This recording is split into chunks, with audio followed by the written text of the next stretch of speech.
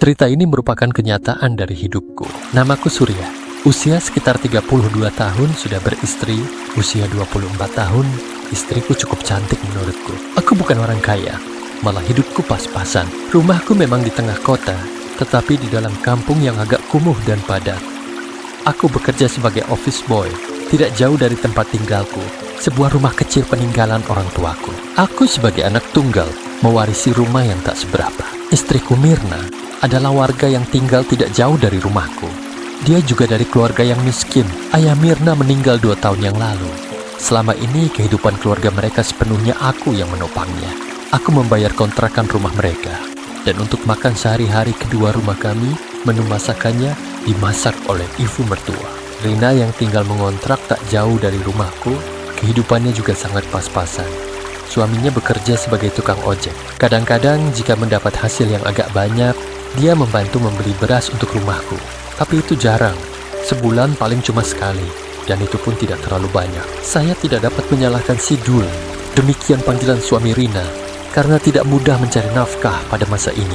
Aku lupa, istriku juga bekerja sebagai office girl di gedung yang sama denganku. Dulu aku yang mengajak dia bekerja. Aku bukan pria yang jagoan dan tidak pula memiliki barang yang istimewa. Setiap malam istriku selalu meminta JTH-nya. Kadang-kadang aku tidak mampu memenuhi keinginannya dengan alasan aku lelah. Namun Mirna tidak putus asa. Dia upayakan. Aku tidak mampu terjaga lama. Paling lama bisa bertahan 5 menit. Tetapi seringnya pada bagian pertama, aku sudah tiba duluan. Sekitar sejam biasanya aku bisa bereaksi lagi. Istriku kelihatan berusaha mencapai puncaknya, tetapi yang lebih sering aku sudah tiba duluan. Kalau sudah begitu, istriku berhenti mengusikku. Besok paginya, biasanya dia sudah berusaha lagi. Istriku sebetulnya mempunyai keinginan yang tinggi. Wajahnya cukup menarik, meskipun tidak secantik artis, tetapi wajahnya bersih, tanpa jerawat, dan hidungnya tidak pesek. Itulah sedikit latar belakang kehidupan pribadiku dengan istriku. Jadi tidak ada yang istimewa sebetulnya untuk ditulis sebagai cerita. Namun paparan berikutnya inilah yang unik dan mungkin layak untuk disimak, karena jarang ditemukan dalam keluarga normal. Kehidupan perekonomian kami makin berat, sehingga akhirnya kami tidak sanggup membantu mertua untuk biaya kontrakan rumahnya. Beliau bersama adik istriku Selina kemudian berkumpul di rumahku dengan bantuan pinjaman dari kantorku dan juga istriku. Aku membangun rumahku menjadi 2 lantai, sebab rumahku hanya memiliki 1 kamar. Ibu mertuaku dan adik iparku menempati bekas kamarku di bawah. Dengan bergabungnya ibu mertua dan Lina, rumahku jadi makin ramai. Namun Mirna tidak berubah. Dia tetap menuntunku setiap malam. Ibu mertuaku sudah 3 kali menikah. Ketiga putrinya berasal dari suami-suami yang berbeda. Aku menduga istriku mewarisi besarnya keinginan dari ibunya. Sebab aku duga, jika tidak besar keinginan ibu mertuaku, nggak bakalan dia menikah sampai 3 kali. Itu hanya pikiranku saja. Secara sebenarnya aku kurang tahu. Setelah sebulan ibu mertuaku bergabung, aku mulai disuguhi minuman yang katanya obat untuk kesehatan. Aku bukanlah orang yang suka minum jamu, karena tidak tahan rasa pahit. Namun aku selalu dipaksa, dan kalau minum selalu ditunggu oleh mertuaku. Aku bertanya kepada istriku, kenapa ibu selalu memaksa aku meminum jamu? Istriku menjawab agar aku tidak mudah sakit dan kuat bekerja. Kalau soal itu, aku pikirkan banyak jamu-jamu di tukang jamu. Tapi kenapa ibu meracik sendiri jamu untukku? Rasa jamu ibu yang jelas sepet dan agak pahit. Ada juga yang manis madu, yaitu jamu di gelas 2. Seminggu setelah aku rutin meminum jamu, aku merasa kinerjaku agak meningkat. Yang jelas kurasakan adalah aku muda sekali ini. Tidak seperti biasa. Bukan hanya berubah, tetapi aku agak mampu terjaga lebih lama dari biasanya. Namun anehnya, pekerjaan yang lama itu tidak selalu membuat istriku lega. Pernah aku melakukannya sampai hampir setengah jam dan berganti-ganti cara. Tetapi istriku tetap saja sulit mencapai kebahagiaan. Aku merasa dampak dari ramuan jamu ibu mertuaku membuat diriku makin berubah.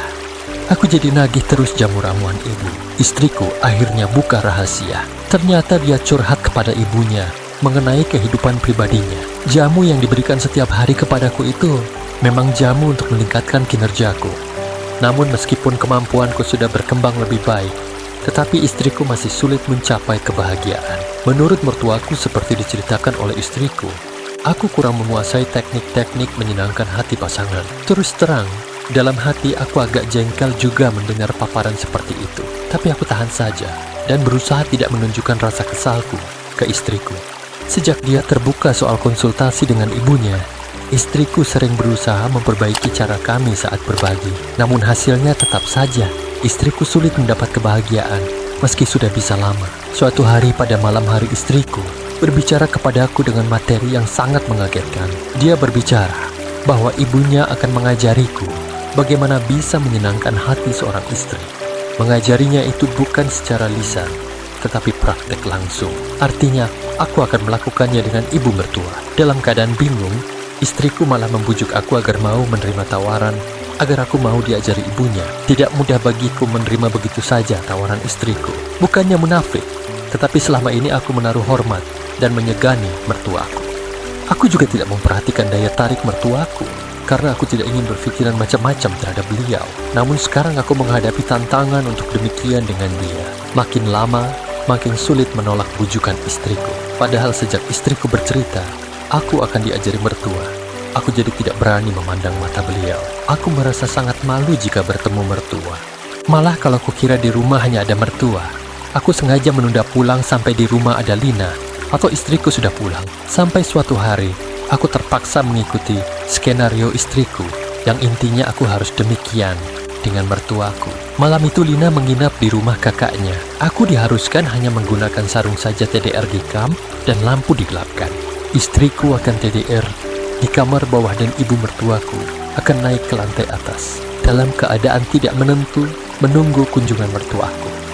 Pikiran di otakku tidak sinkron dengan keinginanku. Mertuaku terlihat masuk ke kamar.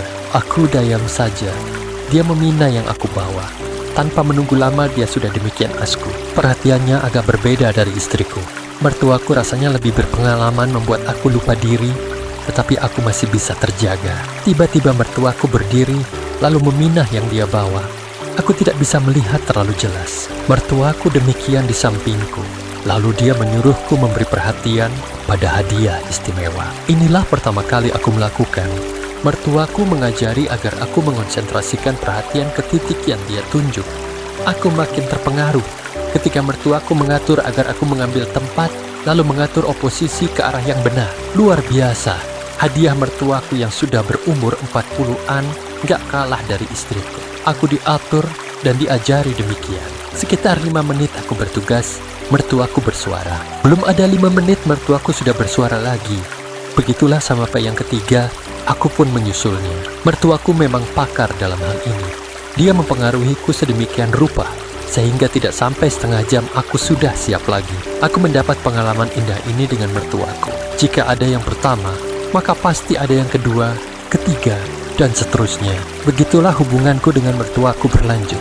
Di samping aku tetap meladeni istriku. Istri kemudian memujiku karena pekerjaanku menjadi lebih hebat. Hubunganku dengan mertua sangat dirahasiakan terhadap kakak ipar dan adik ipar.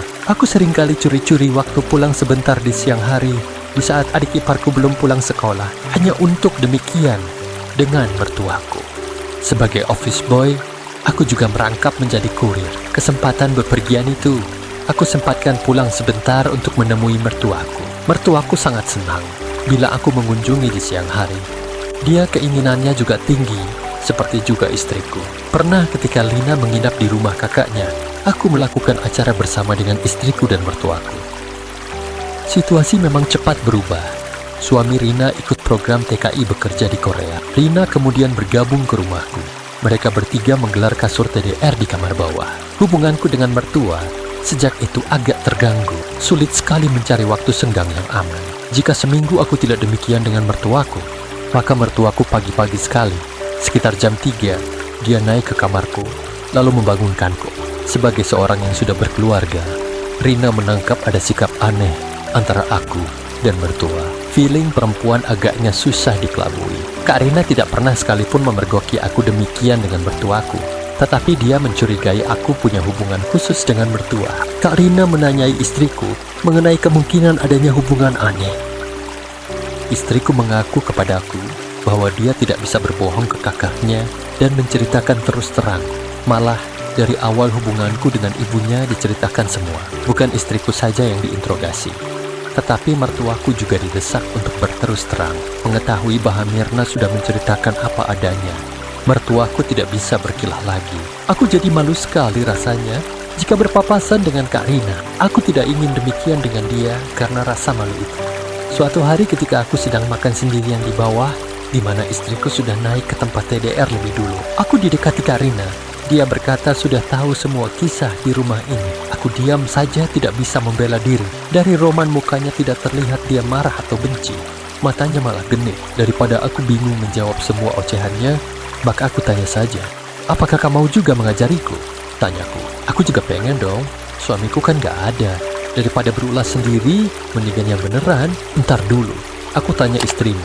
Mana tahu dia bilang gak boleh. Aku kan gak enak, katanya. Lalu bergegas naik ke kamar istriku. Sekitar sejam kemudian, Kak Rina turun sambil senyum-senyum. Boleh kok, kata istrimu, kata Kak Rina. Sekarang aku yang bingung. Kakak iparku ini kayaknya sudah gak sabar. Tapi mau di mana? Di bawah ada adik iparku yang masih remaja. Di atas ada istriku. Ini yang memusingkan. Sehingga aku tanya, maunya di mana Kak? Tanyaku. Ya di kamarmu. Si Mirna sudah memperbolehkan kok. Tapi syaratnya, dia harus dapat dulu. Baru selanjutnya, kalau dia sudah tertidur, baru kamu demikian ke aku, katanya sambil berbisik. Setelah selesai makan dan ngudut sebatang ditemani secangkir kopi buatan Kak Rina, aku naik ke kamarku. Rupanya istriku masih belum tidur. Bang, Kak Rina minta juga tuh. Tadi dia sudah ngomong sama aku. Tapi abang bahagiakan aku dulu ya bang. Aku kan sudah nunggu abang dari tadi, kata istriku. Aku menyenangkan hatinya sekitar 10 menit.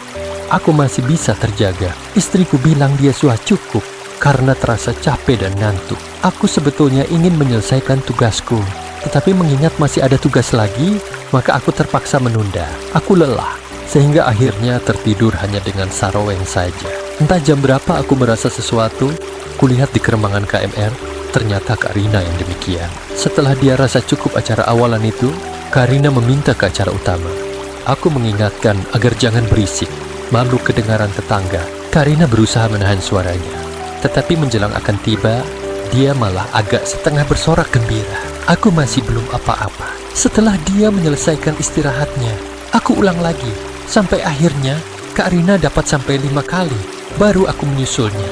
Dengan agak terhuyung karena kata dia lemah banget, dia turun ke kamarnya. Aku meneruskan TDR. Rasanya belum lama aku tertidur. Sudah ada lagi yang terasa berbeda. Kulihat sumbernya. Ternyata dia adalah mertuaku. Istriku yang terganggu tidurnya tadi menonton ibunya demikian. Mungkin dia pun terpengaruh lagi, sehingga dia minta lagi. Di luar keadaan sudah mulai terang, padahal aku masih agak mengantuk. Aku bilang ke istriku agar dia berangkat duluan ke kantor dan memberitahu orang kantorku bahwa aku ada urusan pagi, nganter surat sehingga agak siang baru masuk kantor. Aku manfaatkan tidur sampai jam 10 pagi, baru aku bergegas mandi dan sarapan.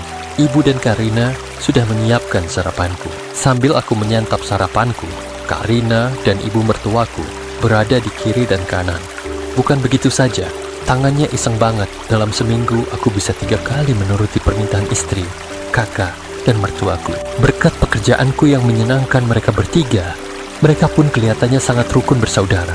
Pada situasi formal, aku memposisikan mereka sesuai dengan kedudukannya, yaitu sebagai mertua, aku hormati, sebagai kakak ipar yang aku segani, dan sebagai istri yang aku manjakan. Selama tidak ada Linda, kami bebas menggelar pesta. Biasanya kami melakukannya di lantai atas. Seringkali istriku belum pulang kerja. Aku pulang duluan, sehingga saat di rumah tidak ada Lina, kesempatan itu dimanfaatkan oleh mertua dan Kak Rina. Meskipun sudah 3 perempuan yang menjadi tempat singgah, tetapi aku masih melirik Lina. Di usianya yang 17 tahun, Lina menjadi sosok wanita yang cantik. Sebetulnya tidak pantas baginya tinggal di rumah yang kumuh seperti rumahku. Mungkin istirahat bertiga di bawah sempit. Lina seringkali memboyong kasur busa tipisnya ke atas dan tidur ruang santai di luar kamarku. Sebetulnya dia penakut, tetapi karena di atas lega dan semilir, maka dia memilih melawan rasa takut. Kalau dia tidur di atas lampunya tetap nyala sehingga terang benderang. Sebetulnya aku agak terganggu, karena pasti suara istriku bakal terdengar keluar, tapi istriku tidak bisa menahannya. Aku mencermati sorotan mata Lina, agak menyidik ke aku. Aku bertanya dalam hati, apakah Lina mengetahui apa mencurigai hubunganku? dengan mertua dan kakak ipar. Menurut istriku, kayaknya Lina nggak tahu. Tapi kalau tahu ya udah, mau apa lagi? Orang kenyataannya begitu. Yang penting dia tidak cerita kemana-mana, kata istriku. Aku menganggap Lina tahu biar aku tidak terlalu repot memikirkan. Apalagi perempuan itu instingnya kuat. Mereka bisa menangkap perubahan perilaku orang di sekitarnya yang tidak seperti biasanya. Beda dengan laki-laki yang tidak menangkap sinyal yang terpancar dari lingkungan sekitarnya. Suatu malam ketika habis bertugas, aku keluar untuk buang demikian. Kulihat Lina tertidur nyenyak, tapi masalahnya bukan itu. Lina tidak bawa kahiran, sehingga ruang pribadinya terlihat jelas. Aku dekati untuk memperjelas penglihatan. Aku heran, kenapa dia tidak bawa kahiran? Apa ini memang kebiasaannya? Atau kenapa ya? Malam itu aku tidak berani mengusik, kecuali berlalu begitu saja. Namun gambaran yang aku lihat tadi selalu berputar-putar di kepalaku, sampai aku menduga dia berlaku begitu hanya pura-pura TDR dan sengaja menarikku. Tetapi sajian itu sangat menarik, dan sayang kalau dimakan orang lain. Begitu pikiranku. Aku dekati Lina, lalu memberi perhatian khusus. Aku sudah masa bodoh lah, dan menganggap memang Lina menginginkannya. Setelah itu aku TDR berbaring di sampingnya dan menanyakan kenapa dia tidak bawa akhiran. Dia mengatakan memang sengaja untuk menarik perhatianku, karena Lina ingin merasai seperti yang dirasai istriku. Ternyata dia sudah menyangka mengenai hubunganku dengan mertua dan Kak Rina. Sejak itu, aku punya tugas tambahan setelah bertugas dengan istriku. Aku selalu mendapat suguhan berikutnya dari Lina. Suatu kali ketika aku sedang bertugas dan istriku sudah TDR nyenyak, aku kepergok mertuaku. Mertuaku hanya geleng-geleng melihat acara kami. Lina tidak canggung, malah dia menanyakan ke ibunya apa mau ikut bareng. Mertuaku tidak bisa berkata apa-apa, kecuali menuruti tarikan tangan agar di sampingku. 4 perempuan dalam satu rumah bisa diajak semua. Ibu mertuaku tidak hanya rajin meramu jamu buatku, agar tetap tegar menghadapi begitu banyak tantangan. Sejauh ini aku tidak menggunakan alat tambahan apapun, tetapi mereka semua ternyata aman-aman saja, tidak hakiki. Lina telah menamatkan sekolahnya, tetapi tidak ada biaya untuk lanjut ke perguruan tinggi. Katanya, dia juga punya pacar. Menurut Lina, dia juga demikian dengan pacarnya, karena selalu didesak. Rumahku akan digusur. Katanya, di daerah tempat tinggalku akan dibangun mal dan apartemen.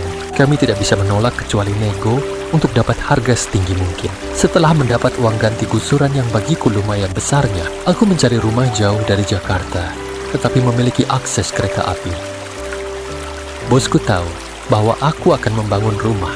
Perusahaan tempatku bekerja bergerak di bidang perlengkapan pembangunan rumah. Kata bosku, perusahaan akan membangunkan rumah untukku, dan aku tidak perlu membayar, karena rumahku itu adalah merupakan rumah contoh. Perusahaan tempatku bekerja ingin memperkenalkan kepada masyarakat di sekitar tempat tinggal baruku cara murah membangun rumah dan cepat.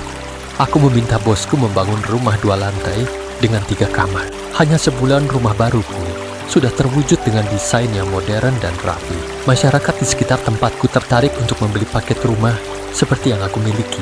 Berkat promosi rumahku, perusahaan jadi dapat order banyak sekali. Sementara itu di rumah baru dengan ruang yang lebih lega, kami jadi lebih leluasa melakukannya. Aku menempati kamar bawah, sedang di atas ada 2 kamar yang ditempati ibu dan kakak ipar, serta adik iparku. Rumah tiba-tiba gempar, karena Lina hakiki. Kami semua bingung, bukan bingung siapa ayahnya, tetapi bagaimana cara mempertanggungjawabkan. Lina meyakini itu adalah hasil denganku, karena dia sudah 3 bulan tidak demikian dengan pacarnya atau siapapun. Pacarnya sudah putus dan pergi ke kota lain. Akhirnya rapat keluarga memutuskan bahwa itu akan diurus oleh istriku dan dianggap sebagai hasil dari istriku. Beberapa bulan kemudian seorang anak laki-laki dengan keadaan yang sehat. Aku memberi nama Jaya Kumbara. Setelah 2 tahun Lina hakiki lagi. Kali ini adalah perempuan.